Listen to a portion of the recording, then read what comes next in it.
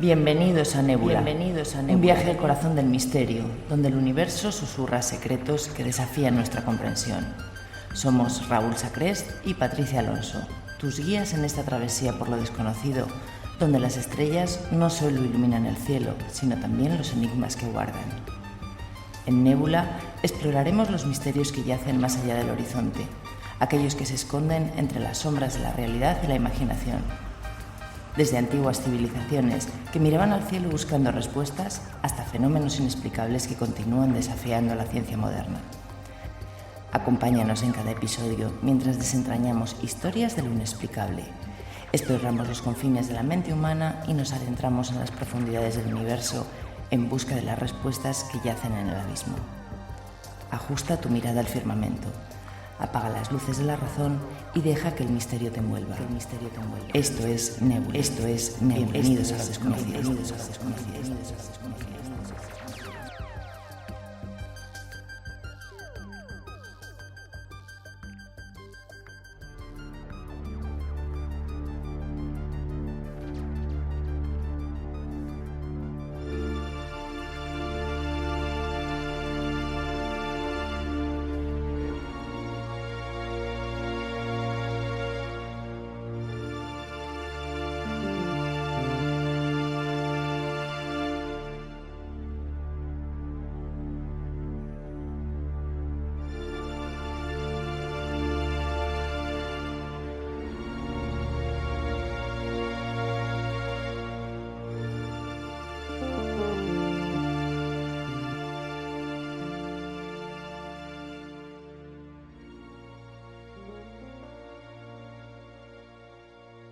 Buenas noches, buenos días, buenas tardes, buenas mañanas. Bienvenidos todos a un nuevo capítulo de Nébula. Un poquito ya mejor de la voz, todo cabe decirlo, que el último programa estamos un poquito más afectados por la gripe que está asolando todo el país, pero nos encontramos de nuevo aquí, pues como decimos, con la voz un poco más recuperada. Ahora sí, Patricia Alonso, buenas noches. Buenas noches, Raúl, buenas noches a todos. Bueno, me has recuperado tú. Yo me parece a mí que estoy peor todavía esta semana con la voz. De hecho, me vais a perdonar si hoy no hablo demasiado porque lo paso fatal, de verdad, ¿eh? Son estos virus que entran y que no tienen una salida tan inmediata de alguna forma. Y bueno, pues a seguir un poco con esa medicación y calditos, como hemos cenado esta noche, se puede decir. Y a continuar así, y a recuperarnos del todo para la siguiente semana. Así que es verdad que yo de alguna forma estoy más recuperado, o tampoco me afectó de la manera que a Patricia, con esas fiebres y demás. Pero bueno, continuamos en esta senda del misterio. Y esta noche tenemos una entrevista muy importante, una entrevista que tenía muchas ganas de hacer. Un invitado que tenía muchas ansias porque visitara el espacio de Nébula. Y no es otra persona que Carlos Mesa. ¿Por qué? Porque aparte es compañero, es amigo, es investigador de misterios, lleva muchísimos años, ahora hace muchas rutas alrededor de lo que sería Barcelona, incluso en Res-le-Château. Bueno, una cantidad inmensa que podéis encontrar en su página web directamente. Pero hoy vamos a hablar de una reciente salida, que además esto será de aquí unos pocos días, porque creo que es el día 15 de diciembre cuando sale a la venta su nueva obra en la cual descubre el misterio que tantos años, y quizás podemos decir siglos, ha perdurado, donde muchas y muchas investigaciones científicas se han dado en el tiempo, pero todas ellas generando más dudas que evidencias. Y nos tenemos que trasladar directamente hasta Turín, pese a que estuvo en Francia y supuestamente estuvo en Jerusalén. Y hablamos, no es de otro misterio que el de la Sábana Santa. ¿Qué te parece a ti la Sábana Santa relacionado con la religión y con esa fe de las reliquias, Patricia? Bueno, pues desde luego la síndone es uno de esos objetos de los que no hemos hablado de él en concreto, pero sí hemos tratado, ¿no?, esos objetos más buscados de la historia. Este en concreto no buscado porque ya lo tenemos ahí. Pero claro, la verdad es que escuchando a Carlos A ver, como vais a ver, es una entrevista que, bueno, pues podría decir que es un poco polémica, ¿no? Porque yo, desde mi punto de vista, hay cosas que escucho y, bueno, pues digamos, no que no me guste escucharlas, pero no comulgo mucho con ellas. Pero reconozco que, por otro lado, también dan que pensar. Aquí nos enfrentamos, como hemos dicho siempre, a la fe y a la evidencia. Hay una evidencia, que es una sábana que veremos que está hecha de forma extraña, o por lo menos la impregnación que tiene es cuanto más extraña, y de hecho pues hay tantas investigaciones científicas, pero en contrapunto, cuando se da una explicación científica o una explicación plausible de lo que puede llegar a ser, entra en confrontación directa con lo que sería la fe. Y yo creo que está siempre en esos márgenes de el que quiere creer por el que no quiere creer. Pero aquí tenemos, yo creo que una entrevista...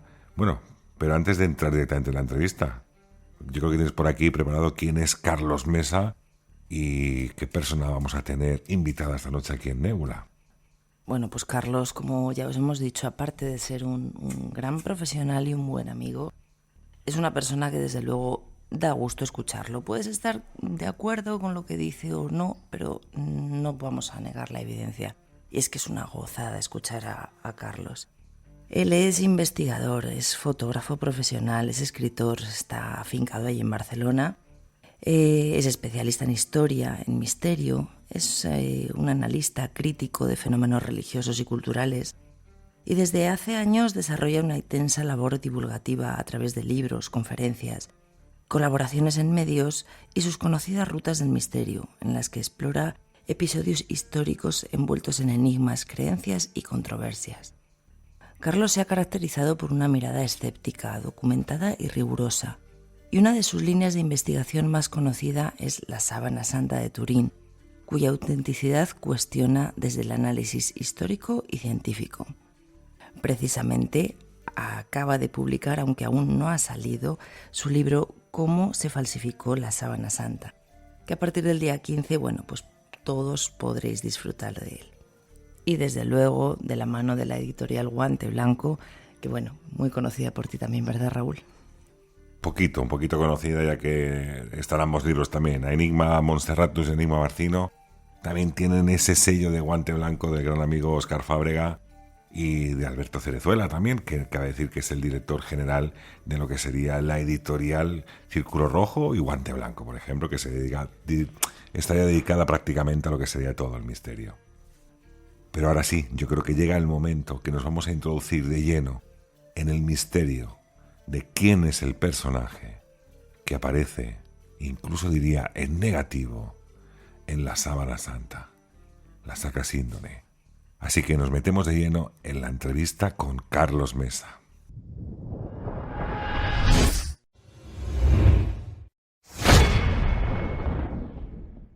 Bueno, y como lo prometido es deuda, tenemos al otro lado del hilo telefónico a Carlos Mesa, amigo, compañero, y ya de hace muchos años, tengo que decir que no hemos visto la presentación, de muchos años que nos conocemos, porque los dos somos de la ciudad de Barcelona, porque los dos incluso hemos visto, bueno, yo lo he visto muchas veces haciendo las rutas, simplemente paseando por la ciudad de Barcelona, con un montón de gente detrás, escuchando atentamente lo que dice, y como hemos dicho, aquí vamos a hablar de la Sábana Santa, ese descifrando. Patricia, ¿tú cómo lo ves? Sí, aquí tenemos a Carlos, que es un auténtico placer volver a escucharte, Carlos, aunque nos hemos visto hace bien poquito, que hemos estado allí en Magic con él. Y bueno, pues todo un lujo y un privilegio poder tenerle hoy en Nébula con nosotros. Buenas noches, Carlos. Pues encantado de hablar con vosotros dos, que además no solamente sois amigos, sino compañeros, que estamos allí todos en Magic Internacional. Así es, tú estás con las entrevistas, nosotros estamos por el lado de participando de alguna forma también, presentando a las conferencias, tú entrevistando a los conferenciantes. Vamos, ahí cada uno tiene su labor, tiene su terrenito en el cual se genera ese magnífico Magic Internacional que siempre decimos desde aquí desde Nébula que recomendamos. Y ahí nos puedes encontrar a todos, a Carlos, a Patricia, a mí y a tantísimos profesionales que la verdad que se dejan la piel en esos 3 días para que todo el mundo disfrute.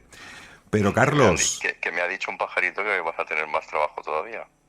¿Qué te voy a tener dónde, Allí en Magic Internacional, creo que te vas a tener que duplicar, amigo. Me voy a tener que duplicar. Bueno, ya de esta última edición ya me dupliqué un poquito, que estuve en diferentes Pues sitios al mismo tiempo. por ahí van los tiros, por ahí van los tiros. Vaya, bueno, pues ya veremos a ver cómo lo montamos. Bueno, Carlos, lo que sí que estamos hablando, porque hace bien poquito, además conociendo yo perfectamente la editorial que es Guante Blanco, del gran Óscar Fábrega, amigo también, Sí, sí. has sacado una nueva obra desvelando un poco, yo creo que es el misterio de todos los misterios, Carlos, porque mira que han habido investigaciones científicas intentando aclarar esa realidad que del todo nunca se ha podido dar, ¿eh? Sí, es verdad, el tema de la síndrome de Turín, ¿no? La famosa sábana santa, pero yo creo que hacía falta, porque si te das cuenta, cuando se habla de la famosa sábana santa, eh, casi todo lo que hay en el mercado, las publicaciones que existen, las conferencias que se dan, son todas tratando o dando a entender que la sábana santa es un misterio real, ¿no? Que nos habla de la resurrección de Jesús, aunque no lo digan abiertamente. Todos van por esos derroteros. Y en muchas ocasiones se decía que la ciencia pues intentará derrumbar, ¿no?, esta creencia. Y bueno, era todo lo contrario.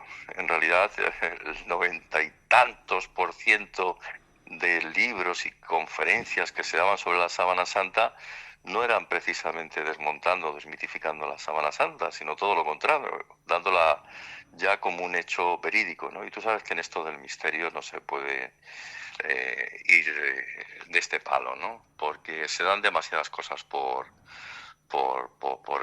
porque son así, por hecho.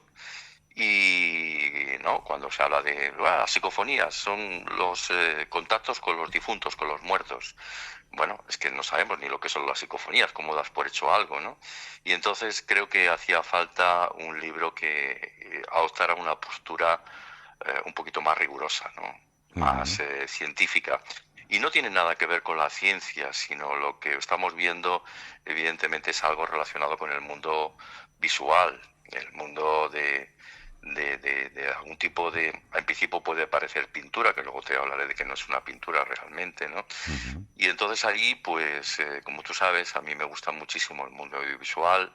Llevo, creo que son ya 14 años como presidente de una asociación fotográfica. Actualmente, ya sabes que me muevo en los dos terrenos. Los fines de semana estoy como guía oficial de turismo aquí en Barcelona, pero después, entre medio de semana, pues también trabajo para centros cívicos de Barcelona, pues dando clases de fotografía y de vídeo, ¿no? Y entonces, pues aprovechándome un poquito de estos conocimientos, fui tirando del hilo y al final, pues apareció una sorpresa que bueno, que si quieres vamos comentando. Una conclusión. Bueno, vamos a empezar si quieres, Carlos. Yo creo que lo primero, ¿no? Para que la gente se sitúe, no todo el oyente tiene que conocer un poco lo que es la historia de la Sábana Santa, que además estuvo oculta más de 300 años, tenemos que decir, sin que la gente supiera que estaba aquello bien guardado. Así que nos tenemos que ir prácticamente, bueno, no, nos vamos directamente a la época de Jesús, el día, digamos, de la crucifixión en este sentido, cuando van a enterrar a Jesús aquí en el monte de Gólgota, que nos encontramos que cuando al día siguiente parece que hay una resurrección, aparecen, según la mitología o según la religión, Pedro y Juan, que entran en aquella cueva donde habían dejado el cuerpo y se encuentran que está completamente vacío. Es decir, el cuerpo de Jesús no estaba, pero por contrario sí que estaba el sudario en el cual había estado envuelto el cuerpo de Cristo en este sentido. A partir de aquí es donde se genera el mito, ¿no? Quizás. Bueno, es que hay que aclarar algunas cosas. Es que partimos de nuevo de una base en la que la creencia y los dogmas de fe pues han hecho que creamos en la resurrección de Jesús.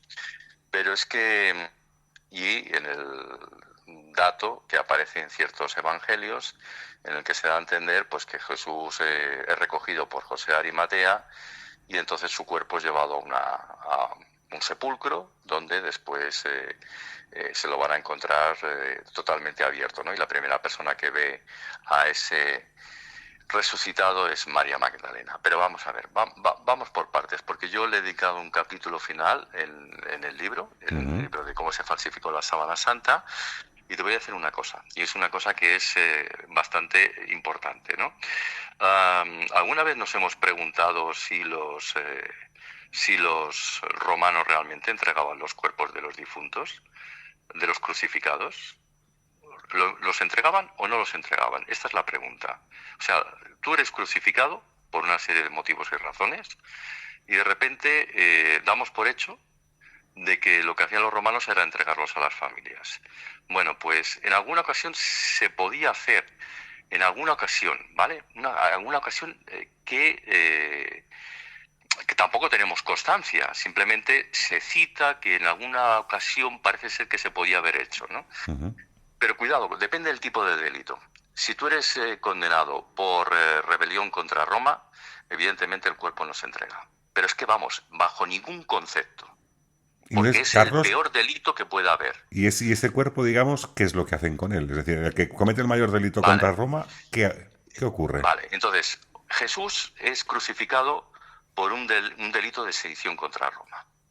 Este es el motivo real por el que se ajusticia a Jesús, no porque los judíos lleguen allí y vengan a decirle a Poncio Pilatos que ha blasfemado contra su Dios, porque evidentemente a Poncio Pilatos le importa un bledo, dado que Poncio Pilatos es adorador de otro tipo de dioses y a él el que le conviene es Júpiter, ¿no?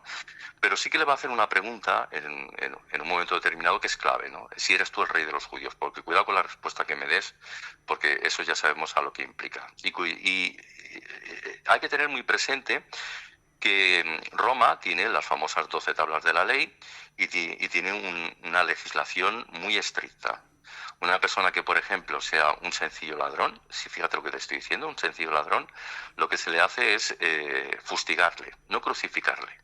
Esto también es importante por lo que dice siempre el catedrático Antonio Piñero, del cual tú y yo somos amigos suyos, ¿no? Que es que aquellos Gestas y Dimas no podían ser simples ladrones por la sencilla razón que estaban junto a Jesús y fueron crucificados, lo cual significa que el delito que tienen que cometer, volvemos a lo de siempre, tiene que ser un delito muy grave. Jesús fue crucificado por sedición contra Roma. Este es el delito, ¿vale? Que es lo que le sucedió, por ejemplo, a Espartaco con su famosa rebelión. Bien. Por lo tanto, el cuerpo no pudo jamás ser entregado a las familias. Esto sencillamente forma parte de lo que va a suceder bastantes años después de aquello que dice San Pablo en un momento determinado. Vana es nuestra fe si Jesús no ha resucitado.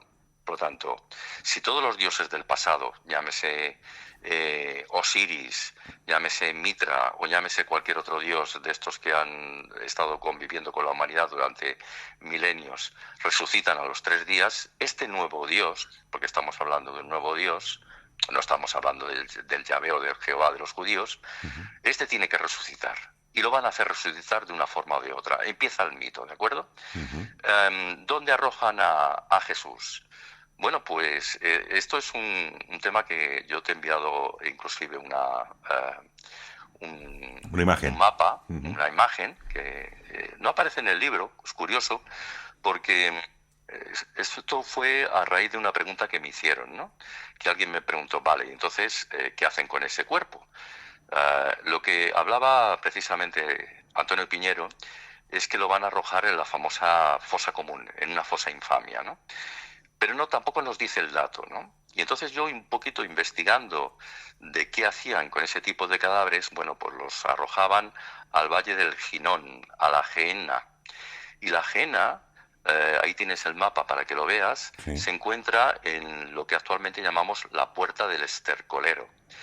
Se le llama así porque aquello era el basurero, era el vertedero. Es decir, Jesús no fue conducido hacia ninguna parte, no fue conducido o entregado a la familia. Es más, es que Arimatea es una región inexistente en lo que es la Judea del siglo I. No existe Arimatea. La palabra Arimatea, que también lo explico en el libro, es una palabra que nos habla del sepulturero, del enterrador. Es decir, José no es ni tan siquiera tío, que eso es un otro mito que aparecerá con las leyendas medievales, ¿no? Con el tema de la mesa redonda. Bueno, pues fue arrojado sencillamente al vertedero, al basurero, y allí se acabó todo. Es decir, Eso es lo que hacían con todos los reos, y Jesús no iba a ser ninguna excepción, y más teniendo en consideración el tipo de delito que había cometido. Es que ningún romano en su sano juicio se lo entregaría a la familia. Porque yo pregunto, Carlos... Era alguien muy conocido. Yo pregunto, Carlos, Sí, y quizás por ser tan conocido, tener discípulos e incluso seguidores en aquella época, pongamos a Jesús que tenía tantos seguidores, ¿existiría la posibilidad, ya no de que Roma te entregue el cuerpo, sino que aquellos posibles discípulos recuperaran de ese vertedero el cuerpo de Jesús para poder enterrarlo? Vale, esa sería otra cuestión. Pudiera ser, eso sí que pudiera ser que en algún momento determinado pues le dieran al menos un entierro digno, ¿no? Un entierro en condiciones, intentar recuperar el cadáver, aunque está siendo custodiado por legionarios romanos, que allí siempre hay alguna corte de soldados, y entonces pues bueno, intentar ir quizá por la noche y hacer algún tipo de operación. Lo que pasa es que imagínate, yo me imagino también que se pueda recuperar ese cuerpo de alguna forma, pues para darle al menos un entierro digno, ¿no? Carlos, yo me imagino también, ser. No lo descarto. Yo me imagino también a aquellos guardianes o aquella guardia pretoriana, aquella guardia romana, el olor que debía desprender aquel vertedero, evidentemente, tenía que ser nauseabundo. Es decir, yo creo que era un sitio, por lo menos, tiene que ser de difícil estancia. Es decir, por lo menos, yo creo que vigilarían un poco de reojo. Total, ya están muertos, tampoco van a moverse de ahí. Claro, pero digo yo, no sé, sensación mía dentro de el ámbito, imaginándome la situación, Pero claro, fíjate del hecho del que estamos partiendo, y que además el mismísimo Juan, que también lo tengo por aquí en el libro, déjame que te lo busque un momentito, en el Evangelio de Juan se dice, llegó luego Simón Pedro tras él, y entró en el sepulcro y vio los lienzos puestos allí y el sudario que había estado sobre la cabeza de Jesús. Es decir, se habla de un sudario en la cabeza de Jesús, pero no se habla de una sábana que envolviera el cuerpo de Jesús, se habla de unos lienzos. O sea, es que la costumbre judía es la de envolver el cuerpo en lienzos, no en sábana alguna, ¿no?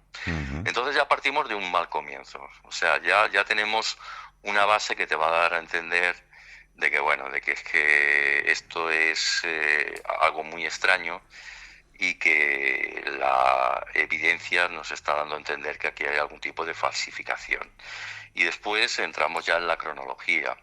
Piensa que además, también lo comentamos en repetidas ocasiones, si te das cuenta, todas las reliquias de Jesús, todas, hablamos da igual que hablemos del prepucio de Jesús, como de los pañales de Jesús, como de la lanza de Longinos, como de el grial, da igual, todos aparecen en un momento muy concreto, que es a partir del siglo X. Antes del siglo X es que no hay evidencia alguna de reliquias de la pasión de Jesús o de la vida de Jesús. Pero cuando digo ninguna, es que es ninguna. Y aparecen por una sencilla razón. Aparecen porque cuando llega el 31 de diciembre de 999 del año juliano, la Iglesia Católica está diciéndole a los creyentes que como ellos... la Iglesia Católica siempre ha utilizado un truquito muy, muy gracioso a lo largo de la historia, que me hace mucha gracia. Y es que ellos dicen que en ausencia del jefe, y como el jefe es Jesús, que de repente Yahvé se ha transformado en Jesús, no sabemos cómo, pero ellos dicen que es así, pues venga, va, te lo compro, Yahvé se ha transformado en Jesús. Bueno, pues resulta ser que en ausencia del jefe, y como el jefe es el creador de la tierra, el que administra la tierra, en ausencia del jefe somos nosotros. Por lo tanto, resulta ser que esto es interesantísimo para gente como tú o para mí, que ellos cobran ya un IBI, un impuesto de bienes inmuebles en la época. Y digo que nos viene muy bien, porque si tú y yo queremos saber cuándo se inaugura un edificio determinado, como ellos en el momento que se crea un edificio van a cobrar el IBI de inmediato, son poseedores del terreno. Al registro parroquial, pides el impuesto más antiguo y ya tienes la fecha de inauguración de ese edificio, ¿no? O sea que encima nos han hecho un favor. Pero con esto lo que te quiero decir es que cuando no está el jefe, la tierra la administramos nosotros, y nosotros ya, no te preocupes, que si nos pagas te vamos a dejar una parcelita en el cielo. Claro, llega el 1 de enero del año 1000, allí no se ha muerto ni el tato, no ha habido fin de los tiempos ni la resurrección del juicio final, que los católicos, es que a veces yo creo, digo, no se dan cuenta de las creencias que tienen, ¿no? Porque es que si eres católico tienes que creer en que algún día, después de muerto, pues llegará Jesús aquí a la tierra, despertará a todo el mundo y todo el mundo andando como si fuera un zombie por la tierra, como si fuera la serie de Walking Dead, ¿no?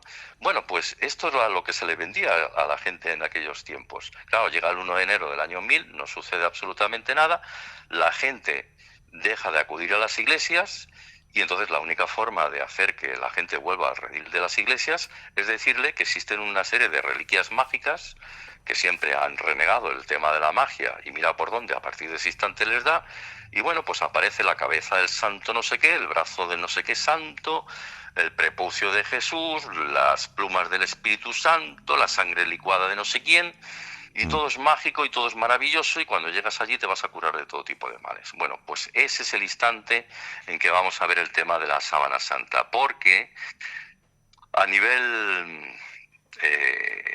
histórico no tenemos nada, cuando digo nada, de la sábana santa antes del siglo X. Claro, porque es lo que hablamos, ¿no? Lo que tenemos es lo del mandilion. Claro, lo único que tenemos es lo que encuentran en este sentido, a razón de lo que pone la Biblia en ese sentido, y nos tenemos que ir prácticamente hasta el 1355, ¿no? En este caso, exacto, que es cuando por primera vez se conoce la existencia de dicha sábana. Exacto, es cuando aparece allí el Lirey, ¿no? En Francia, de las manos de Geoffroy de Charnay, ¿no? Que es el primer sitio donde, bueno, ya se ve la famosa sábana santa. Lo que habíamos tenido antes era el famoso mandilion. El mandilion es el rostro de Jesús nada más, es la Verónica. No estamos hablando de que eso, a lo mejor, pues mira, quién sabe, ¿no? Eso pudo suceder porque en el Evangelio de San Juan, si haces caso como creyente a esto, pues bueno, se le tapó el rostro. Con lo cual, si se recuperó el cadáver, a lo mejor se lo echaron encima, y eso es lo que hoy en día sería el pañolón de Oviedo, el que se encuentra en la famosa catedral de Oviedo. Históricamente tendría más credibilidad, digamos, esto. Tendría algo más de credibilidad. Tengo mis dudas, y tengo bastantes dudas con respecto a lo que es el pañolón de Oviedo, pero bueno, ahí está, ¿no? Eso sí, ya llegamos a lo que tú dices, entre la época del 1353 y 1357, y allí es donde aparece por primera vez esta famosa sábana. Y bueno, yo creo que tienen hasta sus dudas ellos mismos, porque el obispo de Troyes, que también lo menciona allí en el libro, Pierre de Arcis, ya envió una carta al Papa Clemente VII alegando que aquello es una falsificación. Es que ellos mismos lo dicen, o sea, dicen, oye, que tenemos aquí una falsificación, ¿qué hacemos con esto? Y entonces el Papa dice, bueno, pues si no lo tenéis si no lo dais por sabido, no lo dais como que realmente eso es el cuerpo de Jesús, pues bueno, pues si la gente lo quiere ver, pues lo ponéis a la vista de todo el mundo. Y ahí aparece su famosa peregrinación. Claro, todo esto nos viene muy bien porque cuando posteriormente se hace la famosa prueba del carbono 14 en el año 1988, ¿no? Que sabes que la hacen 3 laboratorios diferentes que no se conocen entre sí, uno de Arizona, otro de Oxford y otro de Zúrich, ¿no? Pues todos nos dan una fecha. Es que los 3 laboratorios nos dan una fecha. Y la fecha te dicen, bueno, esto es de un periodo en torno al 1260-1390. Pues joder, blanco y en botella. O sea, es que lo han clavado. Y luego después ya vendrá toda esta gente diciendo, los creyentes de siempre, ¿no? Diciendo, bueno, es que, claro, la prueba de carbono 14 estaba contaminada, porque como hubo una serie de incendios, el incendio altera la prueba de carbono 14. Pero vamos a ver, ¿tú sabes cómo funciona la prueba de carbono 14? Porque la prueba de carbono 14 tienen que cortar un trocito de tela y tienen que acabar quemando esa tela para que a partir del desprendimiento de lo que se produce en el fuego, pues podamos hacer una medición del carbono 14, ¿no? Entonces... Carlos, perdona. ¿Y cómo? Es que vamos, o sea, está clarísimo. Dime, perdóname, Patricia. En ese momento de que hacen la prueba del carbono 14, o sea, no sé, pregunto, desde mi ignorancia, ¿ellos cómo saben que el trozo que cogen no es el que remendaron las monjas en su día después del incendio ¿O es un trocito del lienzo original? Sí, esto siempre se ha dicho, pero mira, una de las primeras cosas que hice, yo fui en 2 ocasiones consecutivas a ver la extensión de la síndone, ahora no me acuerdo los años, debía ser una sobre el año 2012 aproximadamente, porque yo había ido, una de las 2 que hubo, porque yo fui con Manuel Delgado, con el desaparecido Manuel Delgado, que sabéis que era muy amigo mío y lo quería mucho, ¿no? Y entonces allá se me presentó a uno de los presidentes de estas asociaciones sindonológicas y bueno, a través de una serie de contactos, pues yo le pedí una de estas digitalizaciones que hacen ellos de la Sábana Santa, ¿no? Y entonces yo tengo una digitalización que en su momento se la entregué a Miguel Celades, cuando yo me llevaba bien con Miguel Celades y todas estas cosas.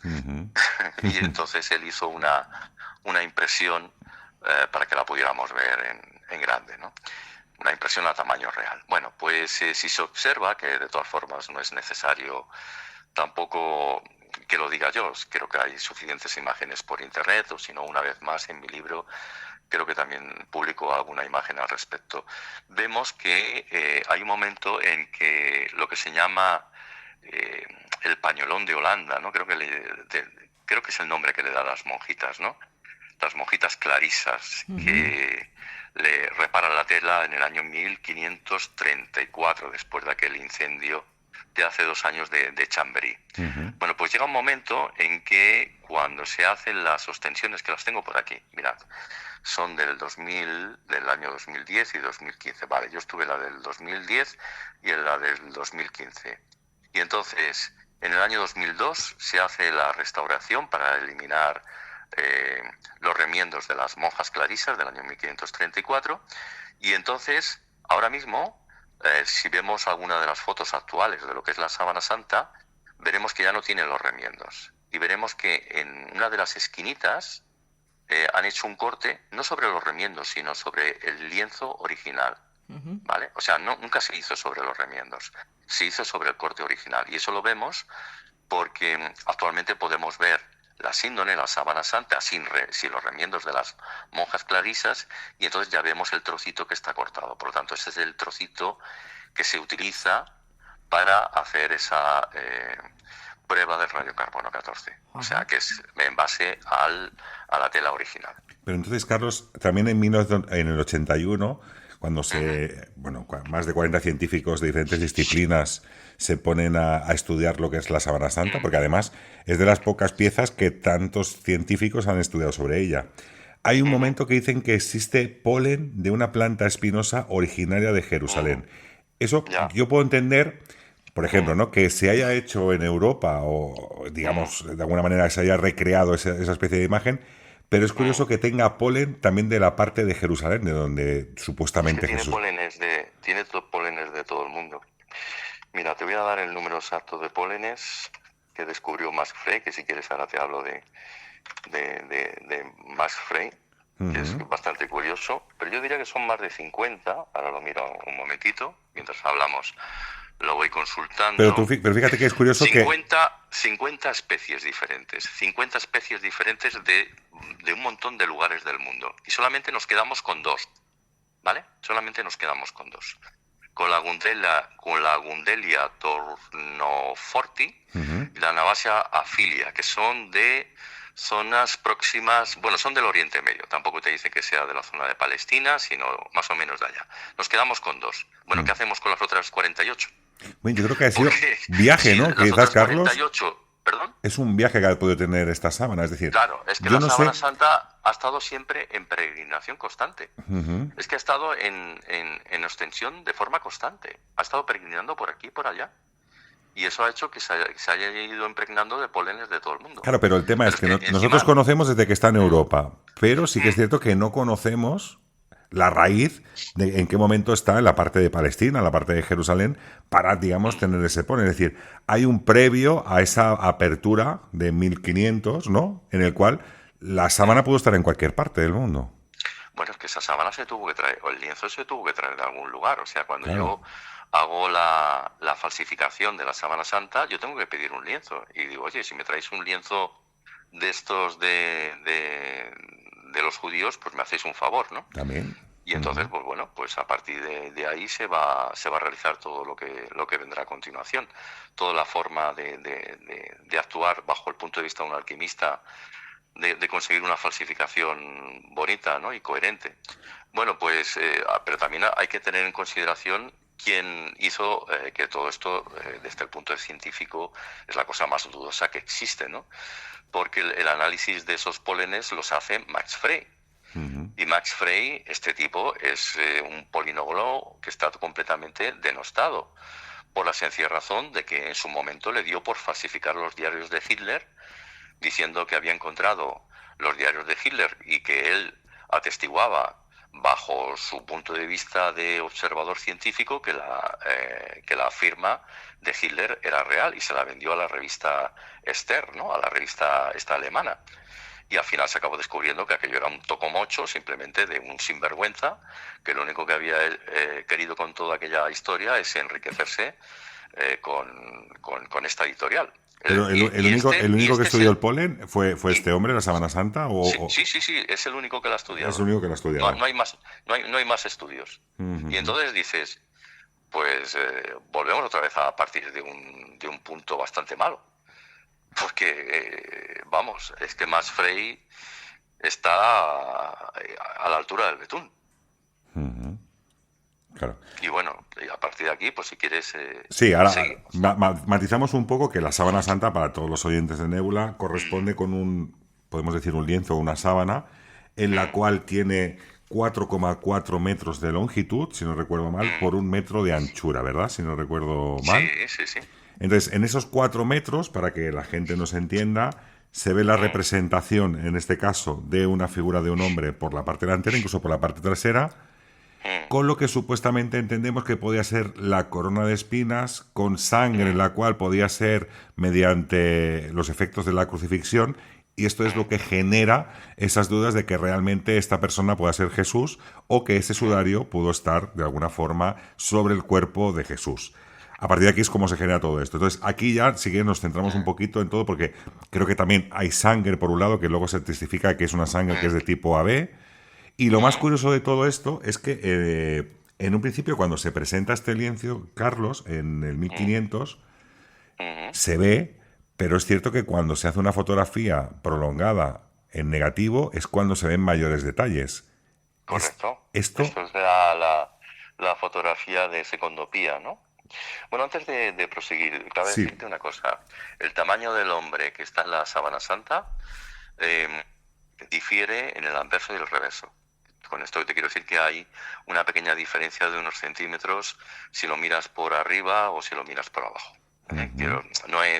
No corresponde exactamente. Hay un pequeño fallito también ahí. Vale. Lo digo para que la gente lo sepa, ¿no? Y luego, pues bueno, lo de secondopía es también bastante interesante, porque Secondo Pía es el abogado y fotógrafo que en el año 1898 decide realizar una fotografía o una serie de fotografías, y cuando está mirando el negativo fotográfico pues se va dando cuenta de que allí hay una positivación que pues le da a entender que haya pasado algo extraño, ¿no? Como si hubiera una especie de energía que hubiera negativizado, ¿no? la impresión de esa sábana, ¿no? Como si fuera una fotografía, bien, Carlos, sí, ¿no? Bueno, es que realmente ahí es donde entramos en el kit de la cuestión. Déjame darte otro dato que también lo acabas de dar, y entonces es importante porque si no se nos puede olvidar. Has hablado de la sangre.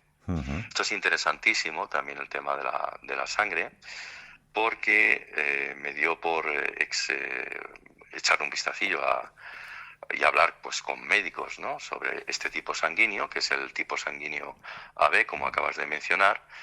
Pero es que este no es el tipo sanguíneo de la población semítica, no es ni árabe ni judío, es que no lo es. Actualmente, para que te hagas una idea, el 1% de la población de Israel es del tipo AB, el 1% nada más.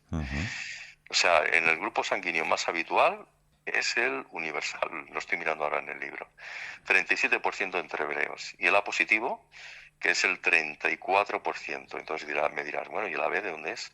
Es asiático. Es decir, si tienes que falsificar una sábana como esta, lo que no vas a utilizar es sangre de un creyente. Lo que vas a utilizar es sangre pagana. Ajá. Para decorarla, para darle así...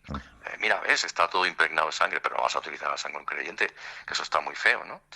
Vas a utilizar la sangre de un pagano. Entonces, pues bueno, si tienes por allí algún cadáver, algún asiático, algún chino, pues coge la sangre de allí y, en fin, la decoras un poquito, y como en aquel momento no se pueden hacer análisis sanguíneos, pues Claro, nadie pero se va a enterar, ¿no? Pero claro, ese es sí, ¿no? ese es el tema, Carlos, que ¿por qué tanta preocupación, por decirte, ¿no? Sangre asiática se ve de forma mucho mejor cuando se hace una exposición fotográfica de lo que es lo que es la imagen del supuesto hombre que está allí. ¿Por qué hay tanta preocupación, o sea, tanta dificultad para hacer básicamente... No, no es ninguna dificultad, es muy sencillo, ¿eh? Yo lo explico en el libro, o sea, es que es muy sencillo, muy sencillo.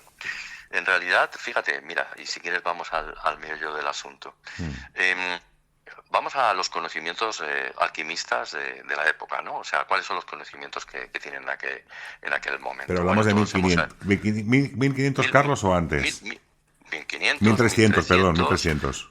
Inclusive nos podríamos remontar mucho atrás en el tiempo, porque una cosa, no sé si te acuerdas cuando éramos pequeñitos, que a mí me pasaba, que yo de repente despertaba en casa y entonces nuestras ventanas eran de madera, no son de aluminio o de otras, y bueno, a veces pues tenían poritos, ¿no? Y de repente veías que la luz del exterior entraba por uno de estos poritos de tus ventanas y hacía una proyección invertida, ¿no?, en la pared de tu casa. Y bueno, aquello me fascinaba. Bueno, pues estas cosas, por observación, son las mismas que les pasaron a nuestros ancestros. Eso quiere decir que ya en la época de los griegos se habían dado cuenta de este pequeño detalle, ¿no?, que es lo mismo que pasa en nuestras retinas, es decir, la imagen completamente invertida, y en el cine inclusive, ¿no? Así que, bueno, eso sirvió para que si se hacía una proyección desde el exterior hacia una cámara oscura, pues sirviera para que posteriormente artistas en la época de los flamencos pues pusieran allí un lienzo, y todo aquello que se proyectaba pues lo podías reseguir con una tiza o con una brizna de estas candente, un carboncillo, perdón. Sí. Y entonces a partir de aquí pues ya tienes el dibujo, y lo único que tienes que hacer es colorearlo, ¿no? Y entonces, pues bueno, ahí entra Canaletto y todos estos artistas que dices, ¿cómo lo hicieron, no? ¿Por qué hacían estas imágenes tan hiperrealistas a partir del siglo XVI? ¿Cómo llegan a hacer estas cosas tan chulas, ¿no? Y es precisamente por la técnica de la cámara oscura. Por lo tanto, la técnica de la cámara oscura es una técnica que ya se conoce en la Edad Media. Viene desde muy antiguo.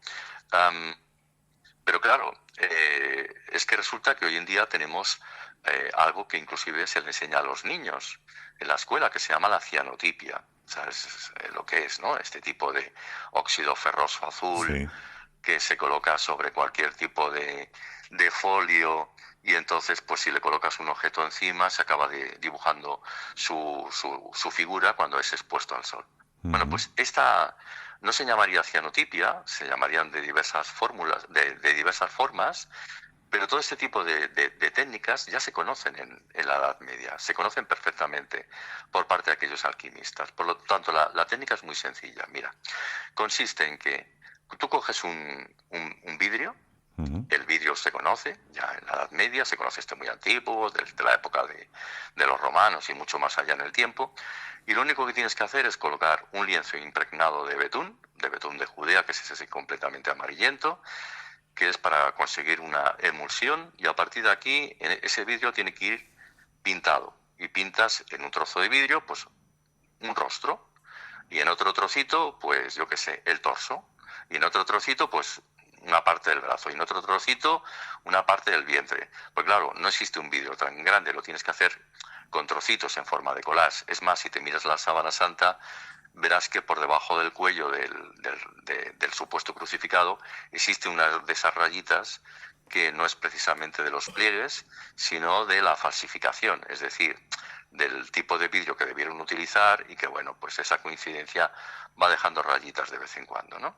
Y entonces, bueno, pues eso se expone sencillamente al sol, se deja allí una serie de minutos o una serie de horas y finalmente, pues te lo tienes que llevar a una zona oscura y levantar aquellos vidrios y ya tienes el negativo.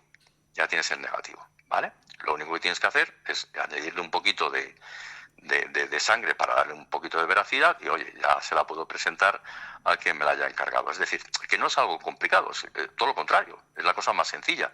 Y lo único que me tengo que basar es que el hombre que salga de allí tiene que ser exactamente igual a como lo describen los evangelios, porque si no, no cuela, claro. Y entonces pues se hace exactamente lo mismo que se está viendo, claro.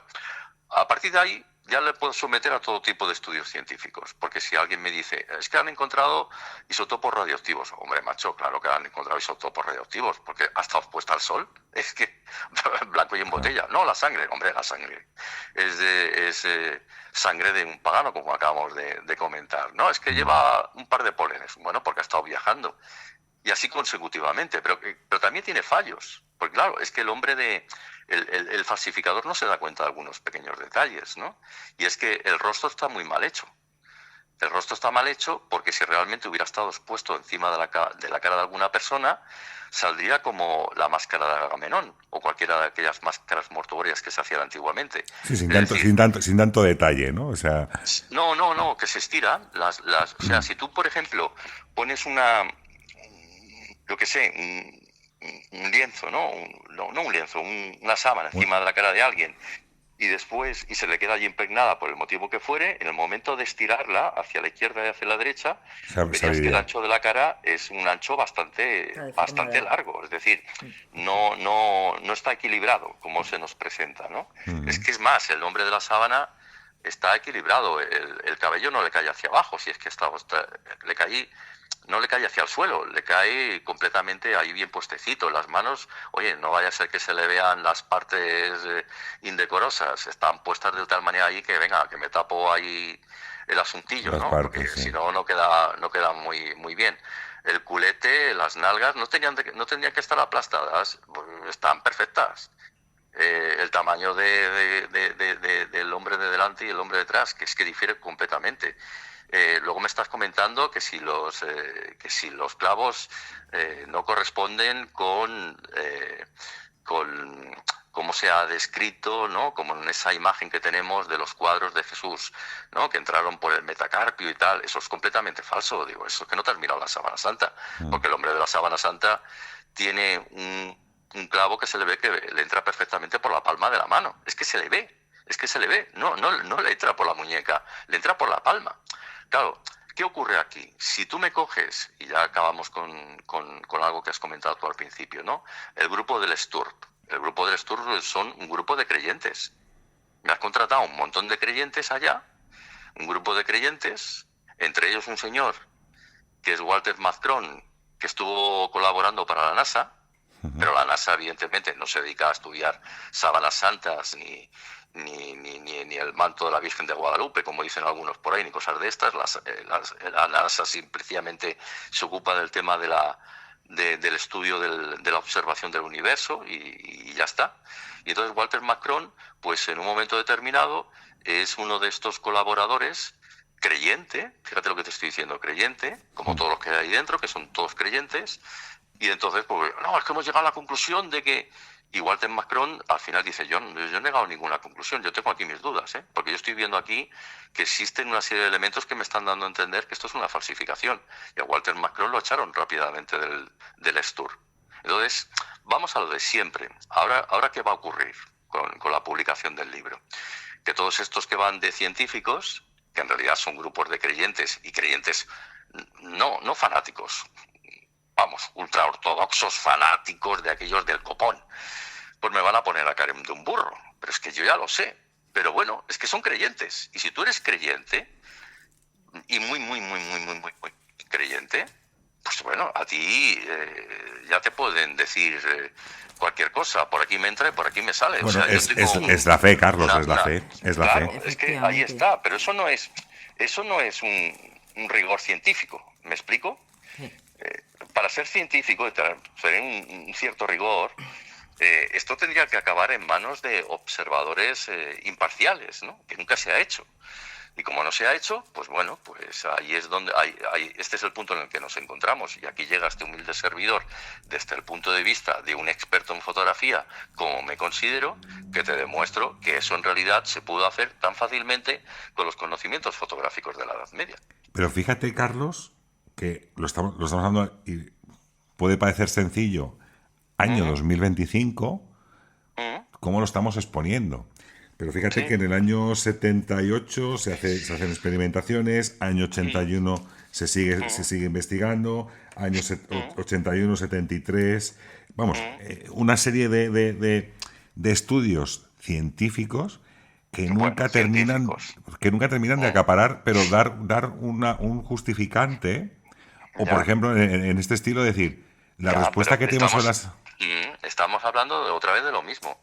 Científicos creyentes. No ha pasado por las manos de ningún grupo interdisciplinar que sean agnósticos o ateos. Pero yo, Carlos, como mira, no soy creyente. Tanto, Carlos, es que no hay por dónde cogerlo. No soy creyente y lo sabes, pero sí que es cierto que yo, por ejemplo, lo que para mí lo más asombroso de todo ello es la preocupación, es decir, es como realizar una falsificación y el tiempo y los estudios que se emplean para poder realizarlo. Sí.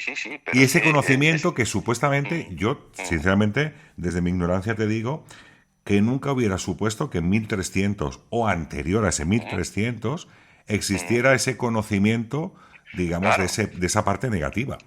Claro, pero es que esto lo digo yo siempre, lo digo en todas las veces que he dado conferencias de cierta índole, ¿no? A mí, yo que soy un amante de la historia. Tendemos a menospreciar el conocimiento antiguo. Y esto últimamente, menos mal, vamos viendo cómo van pasando cada vez más ponentes de muchísimo abolengo interés por ahí por Magic Internacional y estamos allá desmitificando muchas cosas, ¿no? Echando atrás muchas creencias, ¿no? Y en base a lo de siempre, en base a que se ha tendido, desgraciadamente, en el mundo del misterio y también en el mundo de la religión, a menospreciar los conocimientos de nuestros antepasados.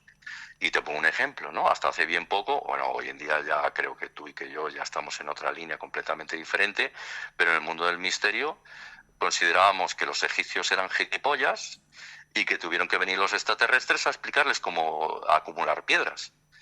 Y entonces, pues dices, hoy en día creo que con un poco de razonamiento y juicio, pues ya vamos viendo que aquella gente tenía unos conocimientos más avanzados de los que siempre habíamos creído, ¿no? Que era una civilización realmente muy interesante. Pasa lo mismo con la Edad Media.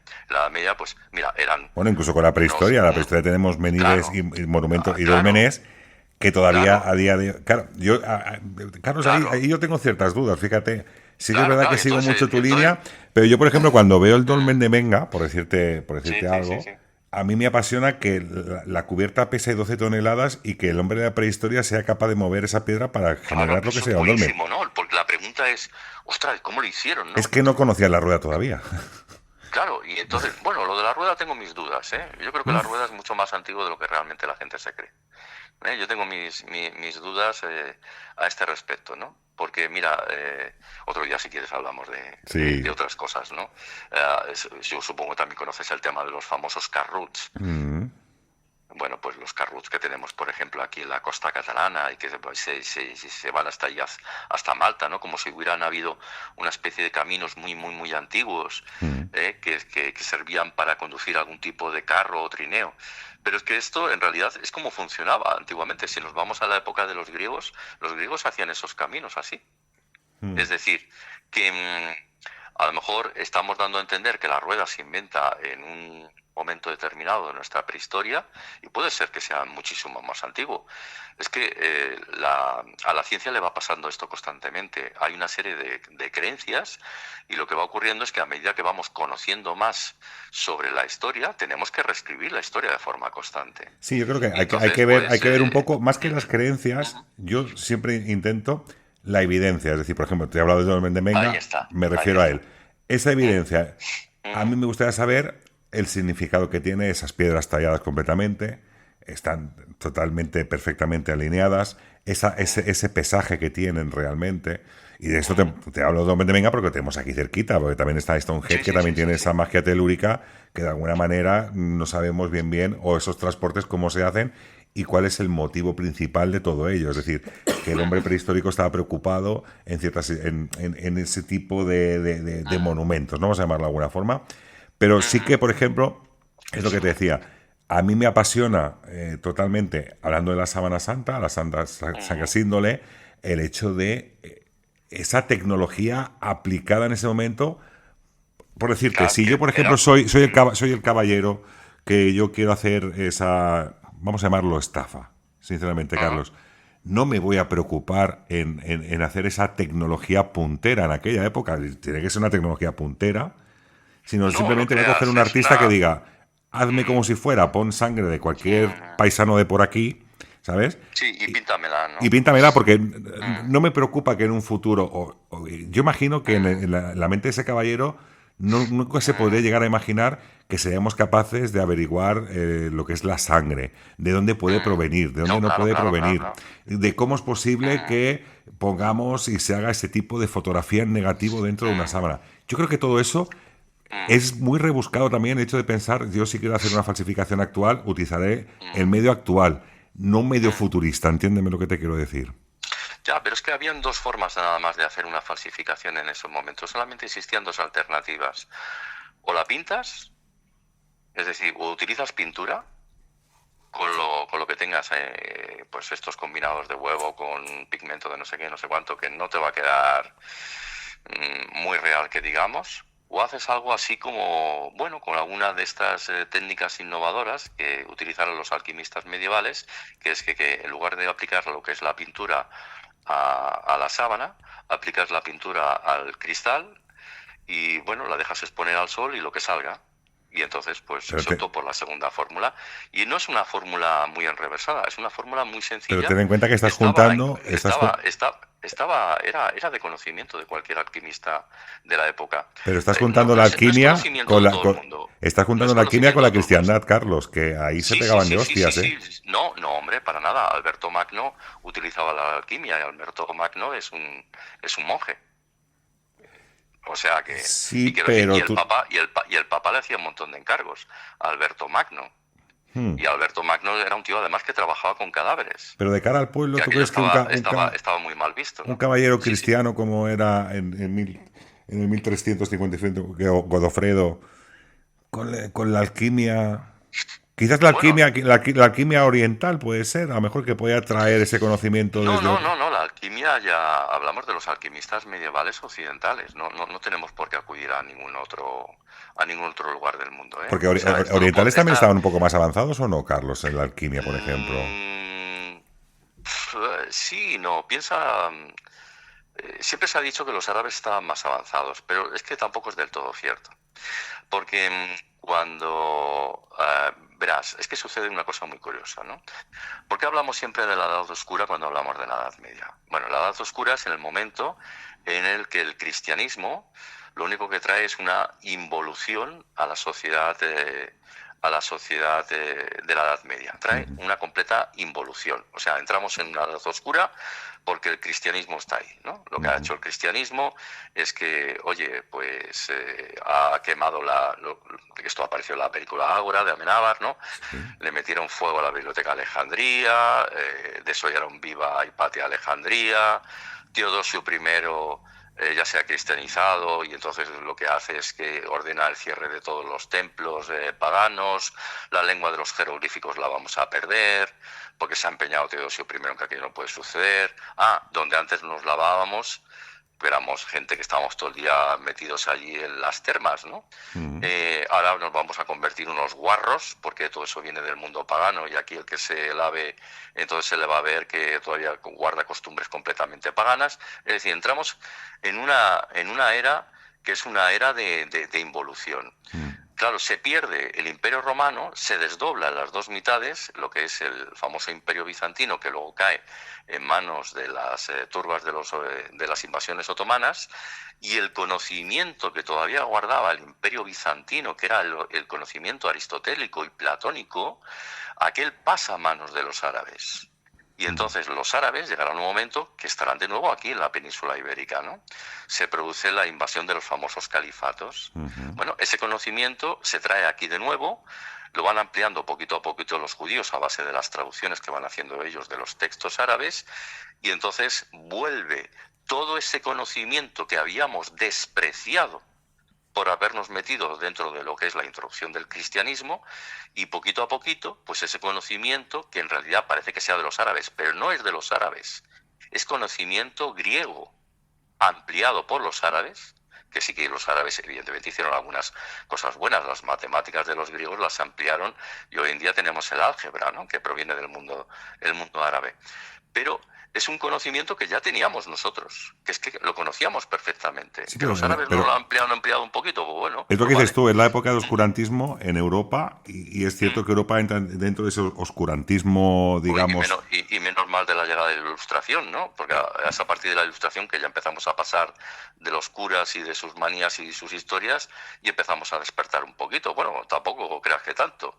En el siglo XX todavía, cuidadito con lo que dijeras, que te daban por todos los lados. Y menos mal que en el siglo XXI, mira, ya pasamos totalmente de esta religión, ¿no? Pero por eso te decía yo, Carlos, en otro mundo, ¿no? Por eso te decía yo quizás en un principio que conocemos la Sábana Santa en 1355, cuando la presenta Geofredo, pero con los pólenes que tú has dicho que tiene de 40 localizaciones diferentes, o 50 locaciones en todo el mundo... Sí que pongamos que sean todas, que todo sea cierto y que ese estudio fuera más o menos correcto, estaremos hablando posiblemente que a lo mejor no se creara en Europa.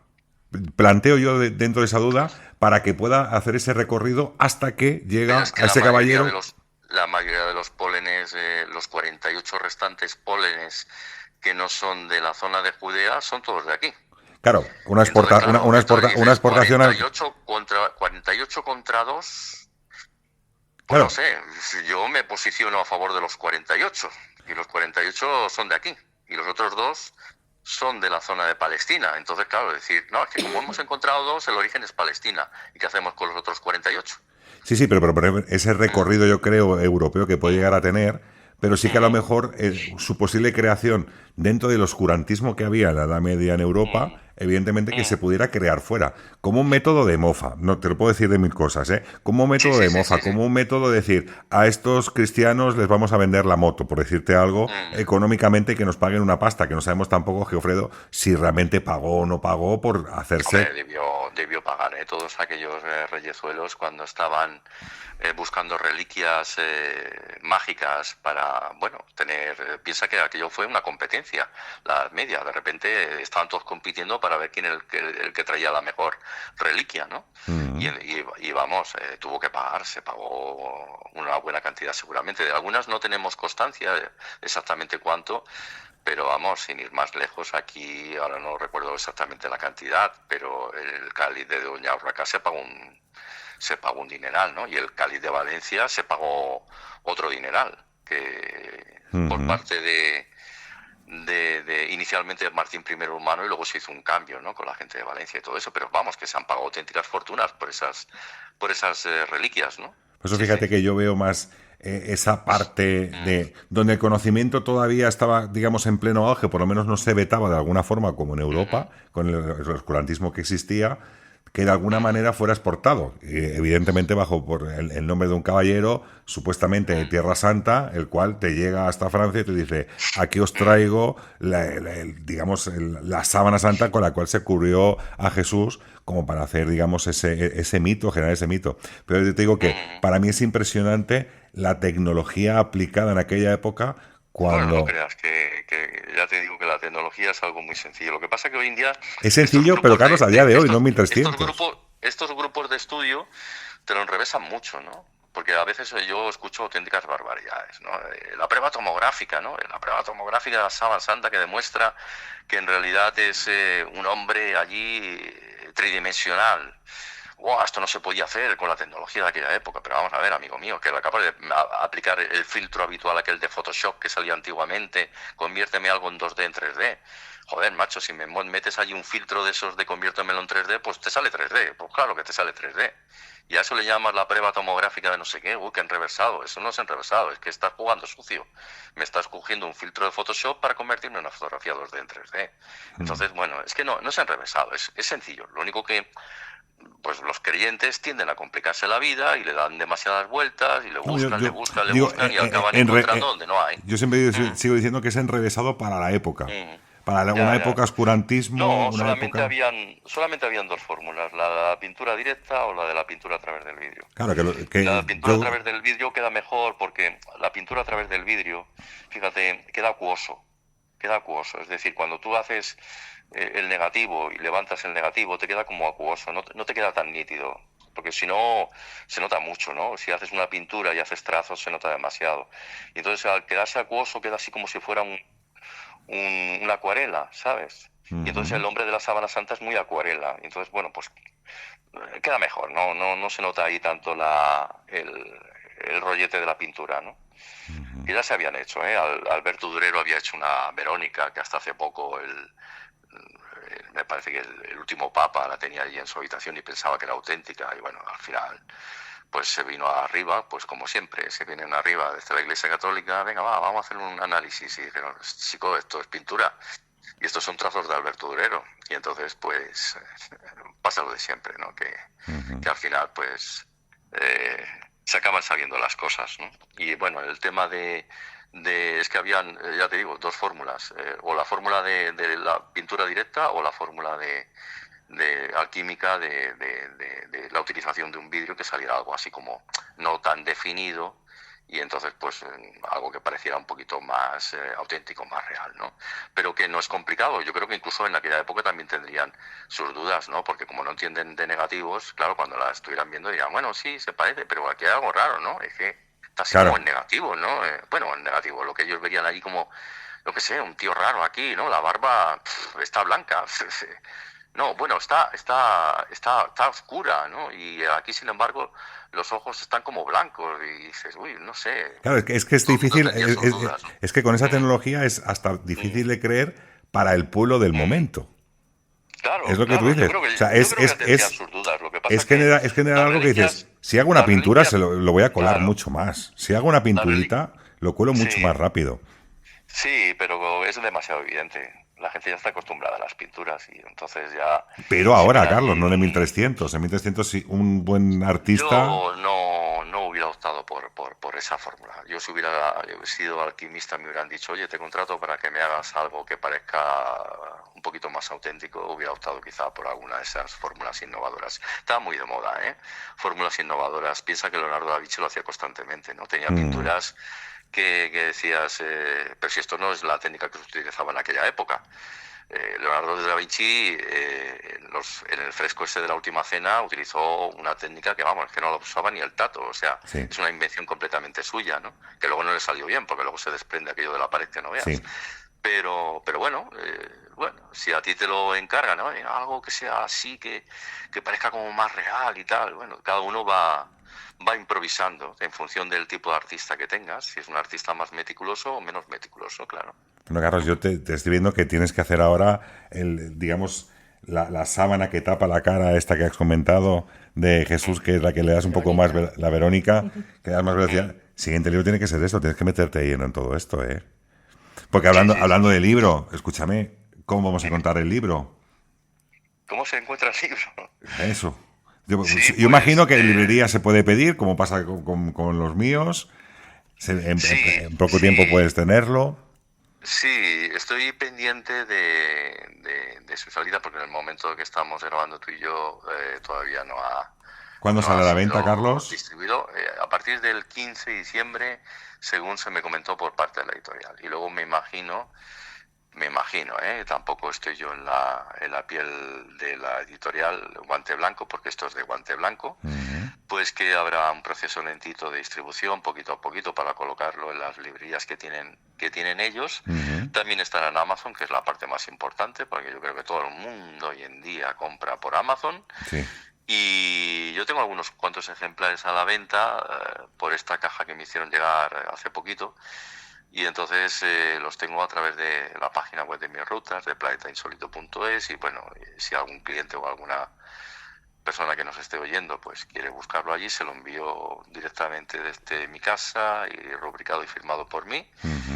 Y entonces así lo tiene dedicado al mismo precio que lo encontrará a través de la editorial Guante Blanco o de cualquier librería o de Amazon, el mismo precio, no se altera. Repetimos la página, que es planetainsólito.es, y a partir de aquí podéis contactar. Ahí veréis todas las rutas que hace Carlos, y porque son impresionantes, tengo que decirlo. Carlos lleva muchísimo tiempo. No, gracias. Es impresionante. El conocimiento ya lo habéis visto todos los oyentes que tiene Carlos, con lo cual yo creo que esto ya queda más que estipulado y versado dentro de todo ello. Y aparte, pues dentro de la página podéis encontrar pues la fórmula de tener esa obra firmada por el autor y dedicada especialmente, ¿no, Carlos? Sí, así es, que además es la misma editorial en la que tú y yo hemos publicado, aunque tú me aventajas, que llevas ahí 2 títulos con Guante Blanco. Y que, por cierto, en el último título, que ya sabes que te cogí a uno, no sé si tengo los 2 o uno de ellos, no me acuerdo, pero tengo el título, el de Montserrat, que me lo leí con muchísimo detenimiento, porque como también soy guía del Museo de Montserrat y me llevo también con los monjes benedictinos y les he hecho algún que otro regalito como fotógrafo, porque les hice una reproducción del cuadro de Caravaggio que ellos tienen allí, ¿no? Que tienen un cuadro de Michelangelo, de Merisi, de Caravaggio y demás. Pues siempre, cada vez que hablas de Montserrat, me acuerdo de una cosa que ya te dije y te vuelvo a decir, pues algún día, si quieres, hablamos de todo ello. En ocasiones se dice lo que tú has comentado cientos de veces, y que estás en la más absoluta certeza y razón, que cuando te entrevistan y en ocasiones te dicen, hay un lago, sí hemos oído hablar del lago, pero yo siempre te lo digo y te lo diré, soy uno de los poquitos que ha podido ver ese lago, uno de los poquitos, y uno de los poquitos porque conocí al primer guía cuando se abrieron las covas del San Nitre, y me lo enseñó, aunque no pudimos pasar porque en aquel momento había como una especie de estalactitas y sabes que todo esto está protegido y no lo puedes romper, y entonces con una linternita pues miramos el lago, pero ese lago existe. Actualmente, cuando llegas al final de las covas del San Nitre, es que ya no te dejan pasar, o sea, ahí está cerrado y ya está. Pero aquel hombre pues tuvo a bien, y siempre me acuerdo que yo creo que le hice una fotografía, y como lo publiqué para la revista Primera Línea, estoy como loco buscando esa revista para ver si la encuentro y te envío la fotografía para que veas el famoso lago. Sería genial, porque mira, siempre que he comentado, hace poco, sabes que me hicieron entrevista a los youtubers, en este caso Xavi, que creo que va por 90.000 reproducciones de Los Misterios de Montserrat. Sí. Y me encuentro todavía los famosos comentarios de no es cierto lo del lago, no es cierto lo del lago. Pues no sí que es cierto. En cambio, por contra te encuentras miles de personas que también dicen, siempre se ha dicho que... Ya me conoces, que no digo las cosas por decir, y yo puedo dar testimonio de que es así porque yo lo he visto. Y luego, bueno, la historia, ¿no? Aquella con el Santo Grial que también pongo en el libro, con Perceval, con aquellos caballeros custodios de las reliquias también, y ese lago interno en la propia montaña, ¿no? Que sería el rey Anfortas con la lanza de Longinos. O sea, está todo muy relacionado, pero ya te digo, yo sí que es verdad que a razón de este vídeo de YouTube, la verdad que ha habido mucho lanzamiento y muchísima gente también me está comentando experiencias, Carlos. Pues, pero si tú no dices nada que no sea auténtico y real, y la historia del Grial la tienen inclusive dentro del Museo de Montserrat. Entonces se lo explica Javier Sierra, ya hay un cuadro donde se ve el Grial, y el cuadro está allí, y el cuadro se puede ver, y es el Grial que después se le entregará al rey pescador, ¿no? Para que se cure de sus heridas. Correcto. O sea, que ese cuadro se compró a comienzos del siglo XX, porque no es un cuadro que tuvieran allí toda la vida, sino que se compró a comienzos del siglo XX por esas leyendas que ellos mismos sabían y reconocían, ¿no? Que eran las leyendas artúricas, leyendas medievales del Grial, y que por lo tanto los monjes conocían de todas estas leyendas, y en fin, eso les sirvió como base para comprar ese cuadro, que actualmente se ve nada más entrar dentro de lo que es el museo, que la gente es que no... ¿Sabes lo que le ocurre a Montserrat? Que la gente va directo a la abadía y no entra a lo que hay abajo, y hay que entrar abajo, y hoy en día Te digo una cosa, lo digo para que vayáis a verlo si no lo habéis visto todavía. Cuando entres al museo, hay una parte ahora completamente abierta, hasta hace poco estaba cerrada, de los primeros restos medievales del siglo, yo diría que es del siglo XI o XII, por ahí andará la cosa. Y todo eso está allá abajo y lo puedes ver. Sí, sí. Antes no se podía, ahora se puede ver. Yo siempre digo lo mismo, que la gente que visita la montaña tiene que ir al museo porque es una divinidad y todo el mundo pasa por alto el museo. Nada, todo el mundo va directo allí a ver a la Moreneta y a ver a escuchar el Virolai. Dices, tienes otras cosas que hacer allí, ¿eh? Y hay cosas muy chulas, Totalmente. La verdad que sí. Bueno, pues Carlos, bienvenido a la editorial Guante Blanco por mi parte en ese sentido. Como decimos, Carlos Mesa, cómo se falsificó la sábana santa, de cómo un alquimista medieval usa la técnica de la luna cornata. Este es el título. La cornata es el nombre de esta técnica de la cianotipia medieval, sí. Ajá. Y que de todas maneras, también digo a la gente que antes he dicho a Carlos, he pirateado su portada, es decir, que la portada que veis en el capítulo de Nébula es la misma portada que vais a tener, lo que pasa que no pone Nébula, sino que pone cómo se falsificó la sábana santa. Carlos, pues, ha sido un placer tenerte aquí en Nébula, sabes que, bueno, es un placer enorme, que hemos hablado muchísimas veces y te seguiremos llamando para muchos otros misterios porque tú eres muy conocedor de muchos misterios, no solamente la sábana santa, aunque ahora estás especializado sacando esta obra maravillosa y que va a dar luz, nunca mejor dicho, va a dar luz que le dio en su momento a esa sábana para impregnar aquella imagen en aquella sábana. Carlos, muchísimas gracias. Pues encantado y además seguiremos porque ahora, como tú hablábamos a micrófono cerrado, me ha entrado el gusanillo y ahora cuando llegue el verano vuelvo otra vez a tener más tiempo, pues seguiré. Y mira, estaba optando en sí a escribir un libro sobre la figura de ese judío llamado Cristóbal Colón, si hablar sobre el Camino de Santiago y su relación con el juego de la oca, o si seguir con Jesús. Pero creo que, visto lo visto, me va a dar por seguir con Jesús. Creo. Yo lo de Colón te digo que hay mucha polémica ahora en Cataluña, que sabes tú, el Instituto de la Nueva... Sí. Con que... por eso mismo. Eso puede generar muchísima polémica, seguro. Bueno, pues toda una primicia, ¿no? Nos acaba de dar Carlos. Que digo que toda una primicia que nos acabas de dar para ese segundo libro. Que muchísimas gracias, Carlos, por estar aquí con nosotros. Yo lo siento y no haber podido hablar mucho, pero ya sabéis que estoy en mi garganta, o sea, no puedo. En cuanto hablo más de un minuto ya empiezo a toser. También es culpa mía, porque yo cuando está Carlos nos ponemos aquí a cascar. Tú es que no callas. Agua, miel y limón. Sí, ya te digo. Y nada, que te he estado escuchando ahí con muchísima concentración, con toda mi atención, que me ha encantado. La entrevista que desde luego hoy no vas a dejar indiferente a nadie. Eso ya te lo aseguro, para bien o para mal. Pero bueno, eso es bueno, ¿no? Como siempre se dice, que hablen. Para bien o para mal, pero que hablen. Exacto, al menos que despertemos conciencia. Efectivamente. Y nada, oye, ese libro, ya sabéis, un regalo imprescindible para estas Navidades. Totalmente, para Navidades, diga para Navidades. Por supuesto, cómo se falsificó la sábana santa. Tiene que estar súper interesante, Raúl, ya sabes, lo quiero. Se lo pediríamos a Guante Blanco. Hablaremos con Óscar, que casi no le conocemos. Siendo de la casa, seguro que sí. Y bueno, pues lo dicho, que 1.000.000 de gracias y que esta es tu casa, ya lo sabes. A vosotros, y cuídate mucho. Muchas gracias. Un abrazo, gracias. Carlos.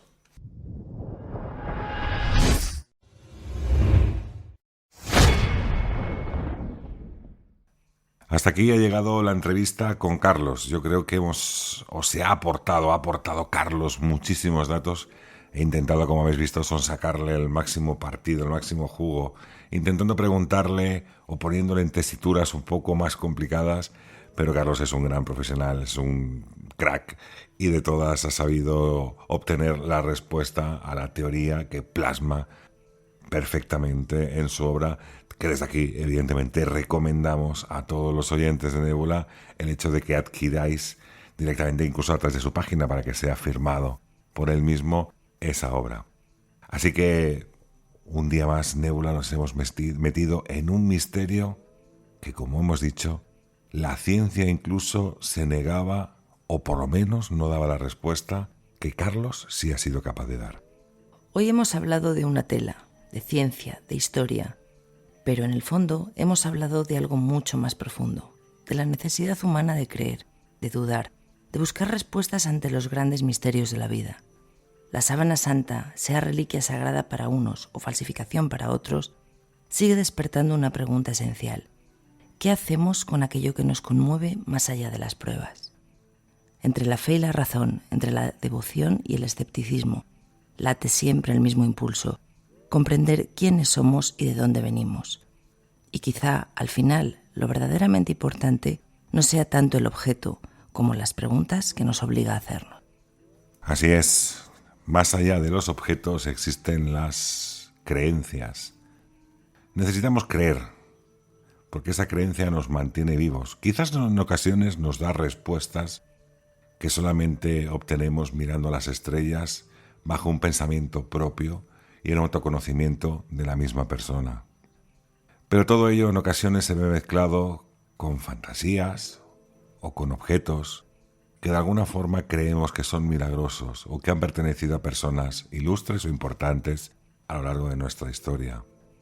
La sábana santa, sea una falsificación, sea real, sea el sudario que tuvo Cristo, aunque tengamos muchísimas dudas, o no, seguirá estando guardada y custodiada en Turín. Ahí la tienen bajo sin ningún tipo de oxígeno para que no sufra ningún tipo de deterioro, y el paso ingente de personas creyentes en todo este tipo de reliquias llenan y abarrotan cada día la estancia donde está guardada. Quizás buscando una esperanza, quizás buscando una ilusión, aquella pieza mortuoria que tuvo al Señor, podemos decir así, abrigándolo en su última noche en la muerte antes de volver a renacer o a volver a revivir. Así que nos quedamos con más preguntas quizás o con más respuestas, pero lo que está claro que la fe continuará estando. Por mucho que digan o dejen de decir, los que tienen fe seguirán creyendo. Y como esto es nébula y desde el firmamento hacia la tierra, seguiremos narrando y contando esos misterios que tanto nos gustan y tanto nos apasionan. Hasta la semana que viene nos escuchamos desde el firmamento. Adiós.